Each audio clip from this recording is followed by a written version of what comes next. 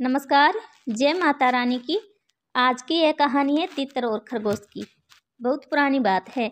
एक जंगल में एक बहुत बड़े पेड़ के तने में एक खोल था। उस खोल में पंकीचल नाम का एक तितर रहा करता था और रोज वह खाना ढूंढने खेतों में जाया करता था और शाम तक लौट आता था। एक दिन खाना ढूंढते ढूंढते पंकीचल अपने दोस्त के साथ दूर किसी खेत में निकल गया और शाम को नहीं लौटा। जब कई दिनों तक तितर वापस नहीं आया तो उसके खोल को एक खरगोश ने अपना घर बना लिया और वहीं रहने लगा। लगभग 2 से 3 हफ्तों बाद तितर वापस आया। खा खाकर वह बहुत मोटा हो गया था और लंबे सफ़र के कारण वह बहुत थक भी गया था। लौटकर उसने देखा कि उसके घर में खरगोश रह रहा है। ये देखकर उसे बहुत गुस्सा आ गया और उसने चिल्लाकर खरगोश से कहा, ये मेरा घर है, निकलो यहाँ से। तितर को इस तरह चिल्लाते हुए देख खरगोश को भी गुस्सा आ गया और उसने कहा, कैसा घर? कौन सा घर? जंगल का नियम है कि जो जहाँ रहा है वही उसका घर है। तुम यहाँ रहते थे लेकिन अब यहाँ मैं रहता हूँ और इसलिए ये मेरा घर है। इस तरह दोनों के बीच बहस शुरू हो गई।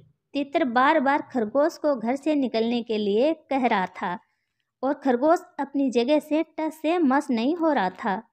तब तितर ने कहा कि इस बात का फैसला हम किसी तीसरे को करने देते हैं। उन दोनों की इस लड़ाई को दूर से एक बिल्ली देख रही थी। उसने सोचा कि अगर फैसले के लिए ये दोनों मेरे पास आ जाए तो मुझे इन्हें खाने का एक अच्छा अवसर मिल जाएगा। यह सोचकर वह पेड़ के नीचे ध्यान मुद्रा में बैठ गई और ज़ोर ज़ोर से ज्ञान की बातें करने लगी। उसकी बातों को सुनकर तितर और खरगोश ने बोला कि ये कोई ज्ञानी लगती है और हमें फैसले के लिए इसके ही पास जाना चाहिए। उन दोनों ने दूर से बिल्ली से कहा, बिल्ली मौसी, तुम समझदार लगती हो, हमारी मदद करो और जो भी दोषी होगा उसे तुम खा लेना।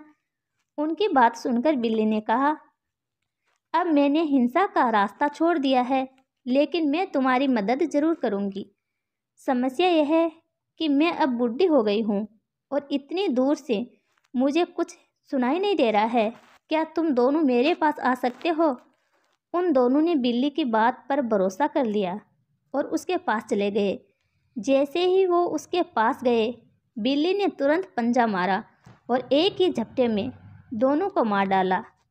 इस कहानी से हमें ये सीख मिलती है कि हमें झगड़ा नहीं करना चाहिए और अगर झगड़ा हो भी जाए तो किसी तीसरे को बीच में आने नहीं देना चाहिए। कहानी अच्छी लगे तो चैनल को सब्सक्राइब करें, वीडियो को लाइक करें।